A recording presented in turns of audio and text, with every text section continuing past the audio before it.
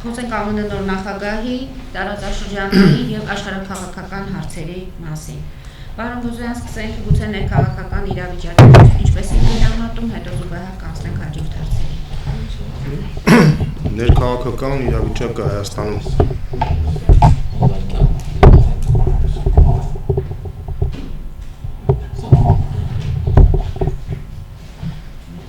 պայմանավորված է գալիք ընտրություններով, ընդհանրապես մի քանի ամիս է մնացել, սակայն կարելի ասել, որ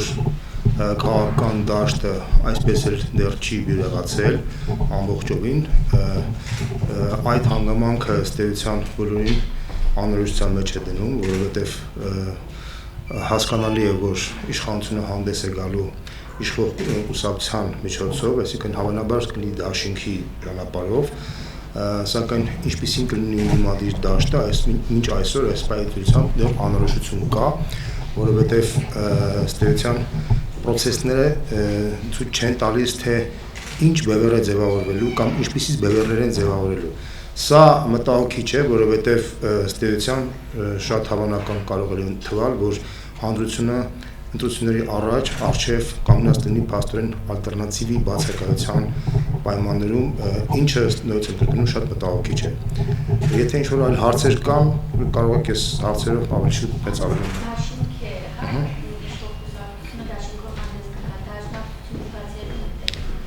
Ես չեմ կարող ասել դաշնակցությունը կոնկրետ կլինի այդ դաշինքի մեջտեղ ոչ, բայց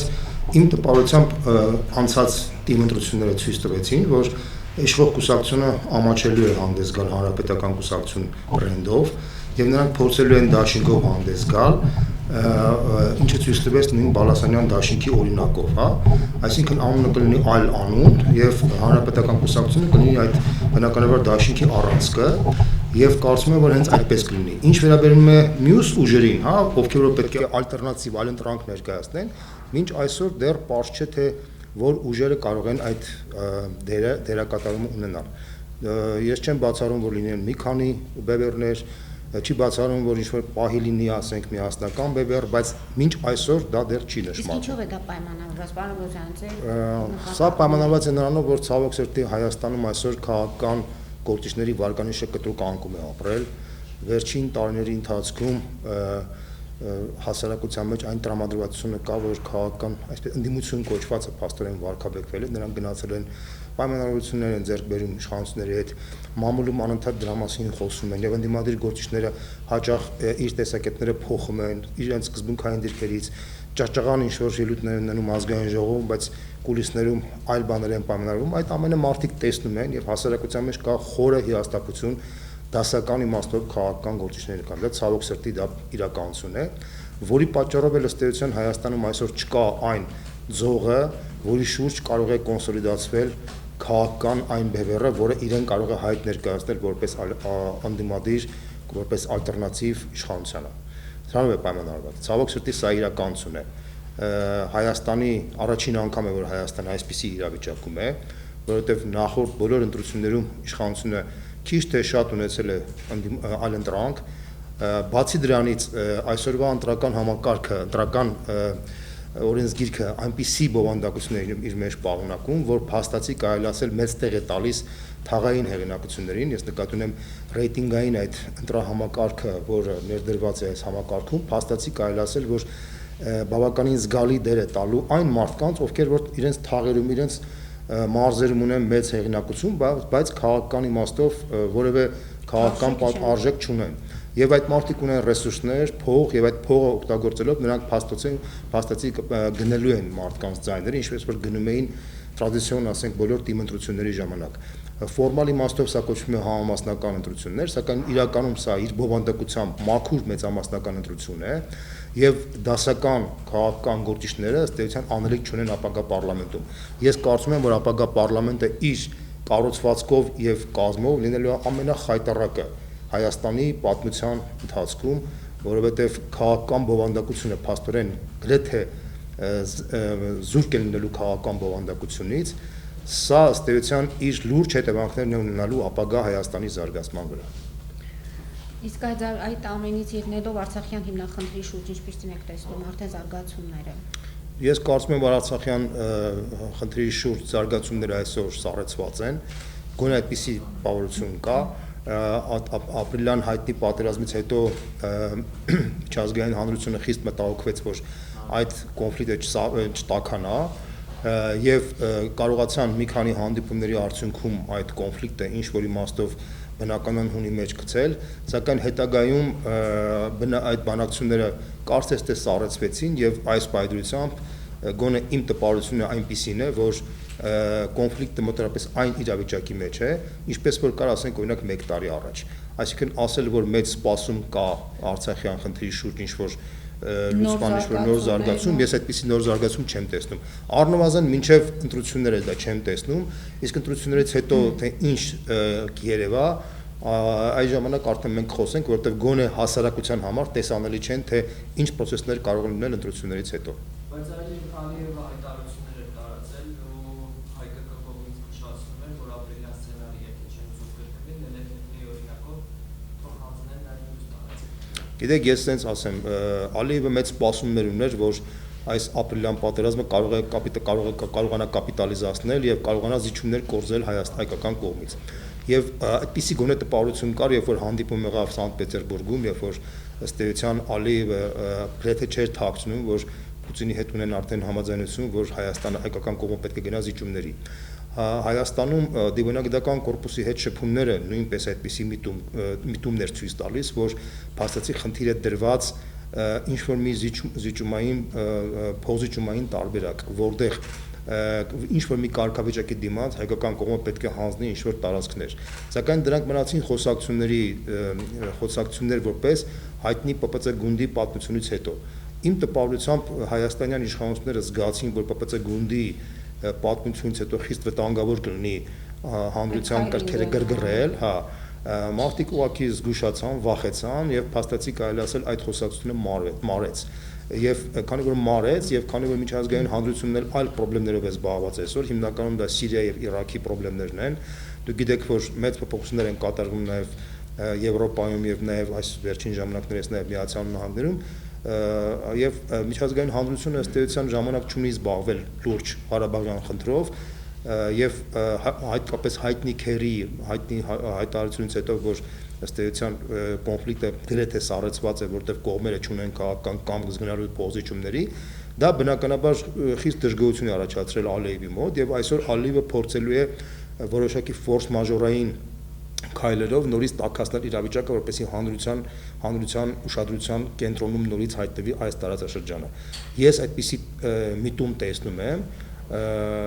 բայց կարծում եմ, որ դա կարող է լինել ընտրություններից հետո, որովհետեւ վերջին Ադրբեջանի Վարսեղջյան պաշտոնյաները անդադ խոսում են, որ նրանք հավատում են Պուտինին, որ նրանք հավատում են, որ Պուտինը իր խոսքը կպահի,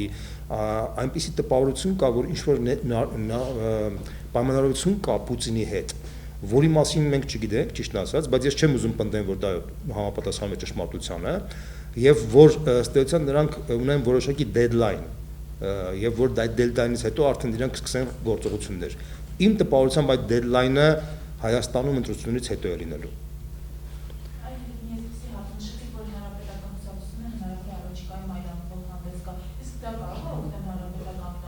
Կներեք, ոչ թե այլ անունով հանդես գա, հանդես գա դաշինքով, որի դաշինքը կլինի բավականին արդեն ուրիշ անունով։ Գիտեք ինչ, միգուցե հասարակ մարդու համար, մեծ ձեր համար միգուցե դա թվա մանիպուլյացիա, բայց շատ հասարակ մարդիկ, որոնք ապրում են բան, իրենց համար այդ անունը բրենդը բավականին դեր է կատարում, այսինքն մարդիկ ավելի հակված են ոչ թե հանրապետական անունին, որովհետև հանրապետական կուսակցությունը արդեն 16 տարի է, արդեն ավելի քան 16 տարի իշխում է Հայաստանում եւ մարդիկ ուղղակի կա մարդկանց մոտ կա խորը հոգնածություն այդ կուսակցությունից։ Ցանկացած կուսակցություն, որ իշխի 16 տարի, կլինի բնական հոգնածություն։ ՀՀՇ-ն իշխեց 7 տարի, հիշում եք 97 թվականին, 98 թվականին ինչպիսի տրամադրվածություն կար ՀՀՇ-ի նկատմամբ։ Նրանք 7 տարի են իշխել։ Սրանք արդեն 16 տարի են իշխել եւ մարդկանց մոտ կա բնական փոփոխության պահանջ։ Եվ այդ պահանջը հաշվի առնելով իշխանությունները փորձելու են մանիպուլյացիայի գնալ։ Նույն Գյումրիում այդ էքսպերիմենտը կատարվեց Բալասանյան դաշինքի ձևով։ Երբ որ Բալասանյանը փաստացի կարելի ասել, որ դե ֆակտո ուներ հանրապետական կուսակցության աջակցությունը, պետական կառույցների աջակցությունը, բայց ինքը հանդես եկավ ոչ թե հանրապետական կուսակցության անունից, այլ հանդես եկավ այլ դաշինքի անունից, իր անազգանունով։ Եվ այդ իմաստով ավելի հաջող անցկացրեց իր ընտրությունները, քան ասենք նույն Վանաձորում, որտեղ հանրապետական կուսակցությունը փաստորեն ֆորմալ իմաստով, կարելի ասել, պարտվեց այն 3 կուսակցություններին։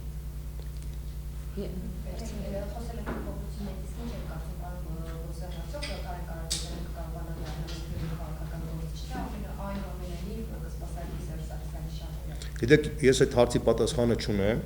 ժամանակը ցույց կտա, հասկանալի է, որ Կարեն Կարապետյանի այս քայլերը, վերջին քայլերը բավականին դրական սպասումների առաջացրել հանրության մոտ, սակայն բոլորն էլ հասկանում են, որ այդ դրական սպասումների տնտեսության մեջ կարող է լուրջ կապիտալիզացիա լինի, եթե լինի քաղաքական համապատասխան, այսպես ասած, համակարգ իր տակ։ Այդպիսի համակարգ, քանի որ գոյություն չունի, ապա դժվար է ասել, թե այդ դրական սպասումները ուր կգնան։ Չի բացառվում, որ նախընտրական այս մթնոլորտում նույն հանրապետական կուսակցությունը, նույն իշխանությունը կարողանա օգտագործել այս ամենը իր օգտին։ Չի բացառվում, որ նույն Կարեն Կարապետյանը ապագայում փորձի ինչ-որ ինքնուրույն ֆիգուր դառնալ, ինքնուրույն խաղ խաղալ, այդ հարցերի պատասխանը մենք կիմանանք, ես կարծում եմ, որ մի որոշ ժամանակ անց։ Առնվազն գոնե նոյեմբերի վերջին հանրապետական կուսակցության համագումարից հետո արդեն պատկերը պարզ կդառնա, թե ինչ կոնֆիգուրացիա լինելու ապագա իշխանության մեջ։ Սա այսքան։ Եթե այլ հարցեր չկան, անցնենք Միացյալ Նահանգներում նոր նախագահի ընտրության հարցին եւ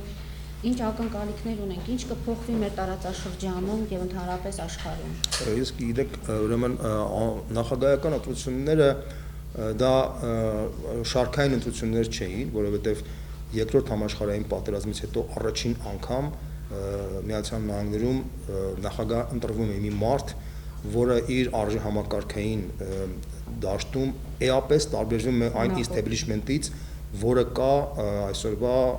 Միացյալ Նահանգներում, որպեսզի պարզ բացատրեմ, թե դա ինչ է նշանակում, ես ասեմ, որ երկրորդ համաշխարհային պատերազմից հետո, երբ որ նացիզմը վերացավ, Եվրոպայում առաջացավ իմունիտետ նացիստական եւ նացիոնալիստական գաղափարների նկատմամբ, որովհետեւ այդ գաղափարներն էին, որը բերել էին երկրորդ համաշխարհային պատերազմին, եւ այսպես կոչված խաղի մեջ մտավ այսպես կոչված քաղաքակրթության նոր, այսպես ասած, տենդենսը, որտեղ աչերի եւ որտեղ քաղաքական դաշտը հիմնականում բաժանվում էր աչերի եւ ձախերի միջեւ։ Աչերն ու ձախերը իրար հետ փոփոխելով, դեմոկրատական համակարգը օգտագործելով հասցրեցին այդ արևմտյան երկրներին բավականին բարձր մակարդակի եւ այսօր արևմտյան երկրները վայելում են այդ բարիքները, բայց մյուս կողմից այս համակարգը արդեն իրեն կամաց սպառում է, որովհետեւ ինքը արդեն ազգային արմատներից արդեն կտրված է, եվրոպական արժեքները արդեն ինքը գեդոնիստական արժեքներով է փոխարինված, երբ որ ըստ էության միասեռականությունը արդեն դարել է կուլտ, երբ որ ընտանիքի գաղափարը կամաց փլուզվում է, երբ որ ըստ էության բոլոր այն քրիստոնեական արժեքները կամաց էրոզիայի են ենթարկվում, եւ դրա վերջնական ակորդը եղավ այն, որ այսպես կոչված բաց դռների քաղաքականությունը Եվրոմիության եւ այլ հատկապես միջին արևելյան այս կոնֆլիկտի այդ արդյունքում, երբ որ Լիբիան որպես պետություն փլուզվեց, Սիրիան որպես պետություն փլուզվեց, Իրաքը որպես պետություն փլուզվեց, հսկայական միգրանտների մի հատ հոսք սկսեցին գնալ արդեն հատկապես Եվրոպա, եւ եվրոպացիների մոտ արդեն առաջացավ ինքնության խնդիր, այսինքն իրենց ինքնության վտանգի խնդիր կա, որովհետեւ փաստացի այդ միգրանտները եթե տարեկան 1 միլիոն մարդ Եվրոպա մտնի եւ ավաղի ամբողջ ոչ թե ազգերի, ոչ թե հավատների ազգերի, այլ այնտեղ գալիս են արդեն մարդիկ, ովքեր որ եվրոպական արժեքներից շատ հեռու են եւ եվրոպական արժեքները արդեն սկսում են արդեն ոտնահարվել։ Եվ այդ իմաստով արդեն ողջ եվրոպական հասարակության մեջ առաջացել է այն գաղափարը, որ այսօրվա այդ եվրոպական վերնախավը իրեն ամբողջովին սպառել է իր ձախ եւ աջ թևերով եւ պետք է նոր մարդիկ, որոնք այդ նոր մարդիկ գան եւ թարմ իդեալներ մտցնեն, դրանք են օրինակ Ֆրանսիայում Մարին Լե Պենը, սպեցիալին ամենավառ ներկայացուցիչն է։ Դուք տեսաք, որ Մեծ Բրիտանիայում Brexit-ը փաստացի իրականություն դարձավ եւ պաստորեն Մեծ Բրիտանիայի հանրության ճնշող մեծամասնությունը ըստ դե ֆակտո մերժում է, որ Մեծ Բրիտանիան բացվի այնպես ինչպես որ Եվրամիությունն է բաց արդեն միջին արևելքի առաջ եւ այս ալիքը եկավ արդեն Միացյալ Նահանգներ եւ այդ իմաստով ես կարծում եմ որ Միացյալ Նահանգների հատկապես Տրամպի ընտրվելուց հետո աշխարհում գնալու է այդ հեղափոխական ալիքը եւ այդ հեղափոխական ալիքը փաստացի կարելի ասել որ արմատական փոփոխություններ է մտցնում նաեւ եվրոպական արժեքները ես չեմ բացառում որ ֆրանսիական հաջորդ ընտրություններում նախագահական ընտրություններում կարող են հաղթի Մարի Լեպենը ինչը նույնպես կարող է մեծ էֆեկտ տա Գիտեք, որ ֆրանսիական հեղափոխությունը մեծ ազդակ տվեց մարդկության պատմության մեջ, դուք գիտեք, հիշում եք դա։ Այդ նույն ֆրանսիական հեղափոխությունը ըստ էության Ֆրանսիան եւ Միացյալ Նահանգները դրանք յուրօրինակ փարոսի դեր են կատարել ամբողջ աշխարհի համար եւ մայլ դա կատարում են եւ նույն Միացյալ Նահանգները որպես համակարգ ցույց տվեց, որ ինքը իսկապես դեմոկրատական համակարգ է, ցույց տվեց, որ այդ երկիրը փաստացի իր մեջ կարողանում է իր մեջ ուժ գտնել, փոփոխել ռեֆորմացիա ենթարկել ինքն իրեն եւ ըստ էության դրանով իսկ դառնում է բավականին շատ հետաքրքիր օրինակ աշխարհի համար։ Ինչ վերաբերում է տարածաշրջանի կամ հայության համար, գիտեք, ես կարծում եմ, որ Հայաստանում էլ պետք է այդ փոփոխությունը կատարվի, այսինքն մենք մեր մտածողության մեջ պետք է փոփոխություն կատարենք, որովհետեւ մեր մոտ կա շատ խիստ գավառական պատկերացումներ, որ այս մի նախագահան ցեղասպանությունը արտահայտեց կամ չարտահայտեց, որից էլ հետևությունն անում թե այս նախագահան հայամետ է թե հայամետ չէ։ Ես կարծում եմ, որ այդ պարզունակ պատկերացումները արդեն պետք է թողնել անցյալում եւ պետք է ըստ էության մարդիկ պետք է գիտակցեն, մարդիկ պետք է հասկանան, որ հայկական հայամետ լինելը պետք է ամբողջական փաթեթ ինչ է նշանակում, ինչ օգուտ նա կարող է տալ Լեռնային Ղարաբաղին, ինչ օգուտ նա կարող է տալ Հայաստանին, ինչ օգուտ կարող է տալ հայությանը։ Միայն ցեղասպանության ձևակերպումով չէ, որ այդ ամեն ինչը պետք է կատարվի։ Սակայն ես կարծում եմ, որ այս ամենը, այս ազդակները պետք է գան Հայաստանից։ Եթե Հայաստանում լինեն լուրջ փոփոխություններ, այդ փոփոխությունները կարող են ազդել նաև սփյուռքյան կառույցների վրա։ Իսկ սփյուռքյան կառույցները արդեն խորը կաղապարված են այս բարեբախտությամբ, իրանք էլ պետք է փոխվեն, ինչպես որ փոխվում է արդեն ամերիկյան եւ եվրոպական իստեբլիշմենտները։ Եթե այլ հարցեր չկան, սպասելիքներից չխոսեցիք։ Մենք ինչ ակնկալիքներ ունենանք Տրամպի։ Ես ասեմ ձեզ, կոնկրետ մեր համար Տրամպից որևէ էական փոփոխություն ես չեմ սպասում։ Բայց եթե Տրամպը ըստ էության հաղթի եւ այն իդեաները, որ ինքը ասում է, գոնե կիսով չափ իրականացնի, ես համոզված եմ, որ օրինակ ռուս-ամերիկյան հարաբերությունները կբարելավվեն։ Ես համոզված եմ, որ աբեկցիան դեմ պատերազմը ավելի էֆեկտիվ կարող է լինել։ Ես համոզված եմ, որ Հայաստանի հետ էլ հարաբերությունները ավելի ոչ թե ձևական կլինեն։ Օրինակ այսօրվա արևմուտքի ինչ տվեց Հայաստանին վերջին 25 տարվա ընթացքում, կարելի ասել որ ոչինչ։ Բոլորը խոսում են եվրոպական արժեքների մասին, սիրուն գեղեցիկ նախադասություններ են արտահայտում, բան են անում, բայց հայ ժողովուրդը ինչ ստացավ այդ ամեն ինչից։ Ոչ մի բան։ Այսինքն այդ գեղեցիկ խոսքերից մարդիկ ինչ-որ գրանտներ են ստանում, մարդիկ ինչ-որ գնում են դեսպանատներում, ասենք հերթեր են կանգնում, ինչ-որ գումարներ են վերցնում, ինչ-որ հետո իդեալներ են խոսում, հետո իրանց հրճակում են արևմտամետների ինչ-որ բան, բայց դրանցից ժողովուրդը ոչ մի բան չի ստացել։ Մարդիկ տեսնում են, որ այդ կեղծ բլեֆի հետ կանգնած է այսքան կեղծավոր քաղաքականություն, որտեղ արևմուտքը աշխատում է իր համար, իրեն համար հարևմուտքից դուրս քաղաքականություն գոյություն չունի, դրա վառապացույցը Սիրիան է, Իրաքն է, Լիբիան է, ամենտեղ ինչպես որ փչանում է, այդպես է փչանում է։ Պոստսովետական տարածքը այսօր ինչ վիճակի մեջ է, խայտառակ իրավիճակ։ Միջինասիական երկրները ըստ էության բանը քնած են այդ խաների դիկտատորների տակ, հա, Վրաստանը փաստորեն մասնատված է, Մոլդովան մասնատված է, Ուկրաինան մասնատված է, ըստ էության բարեբախտաբար մենք կարողացել ենք խուսափել այդ ամենից, որովհետև այդքան հրապուրված չենք եղել, ինչպես որ Ուկրաինան կամ ասենք Վրաստանը։ Ես ուզում եմ ասեմ, որ մենք պետք է մեր մեջ է պետք է վերաիմաստավորենք այս ամենը, որպեսզի մենք էլ կարողանանք վերաիմաստավորելով մեր շահերից ելնելով փորձենք բան։ Եվ ես կարծում եմ, որ տրամպիզմը այդ իմաստով շատ առողջ ազդակ կարող է հաղորդել դրա համար։ Ես ինքս օրինակ ոգևորված եմ Տրամպով, որովհետև իսկապես ես ինքս հավատում եմ արևմտյան իսկական արժեքներին, ոչ թե արևմտյան այլասերված գեդոնիստական արժեքներին եմ հավատում, այլ իսկական արևմտյան նախնական արժեքներին եմ հավատում, որից ծնվեց ֆրանսիական հեղափոխության իդեալները, որից ծնվեցին արևմտյան մարդու իրավունքների այն վեհ գաղափարները, որը ըստ էության փարոսի բեր մղում էր ամբողջ ազգերին դեպի ազատությանը։ Իսկ ինչ կանխատեսումներ կարող են կանել թուրք-ամերիկյան հարաբերությունները։ Գիտեք, ես չեմ դժվարանամ ասել, թե թուրք-ամերիկյան հարաբերությունները այս պայմանությամբ ինչպիսին կլինեն։ Հավանաբար դուք նկատի ունեք, թե ինչպիսի ազդեցություն դա կունենա օրինակ հայկական հարցի շուրջ, հա, ես դա գիտեք, ես այսպես ձևակերպեմ, ընդհանրապես Միացյալ Նահանգներում հայկական ցեղասպանության խնդիրը այլևս ակտուալ կդառնա այն ժամանակ, երբ որ ակտուալ դառնա Հայաստան պետությունը։ Եթե Հայաստան պետությունը դառնա լուրջ գործոն միջազգային հարաբերությունների մեջ, համոզված եղեք, որ ցեղասպանությունը Միացյալ Նահանգներում կդառնա շատ ակտուալ գործոն։ Այսինքն այդ ամեն ինչը կախված է Հայաստանի հետ։ Երբ որ Հայաստանը դեռ անկախ պետություն չէր, այն ժամանակ ցեղասպանությունը ակտուալ էր, բայց այդ ակտուալությունը կար միայն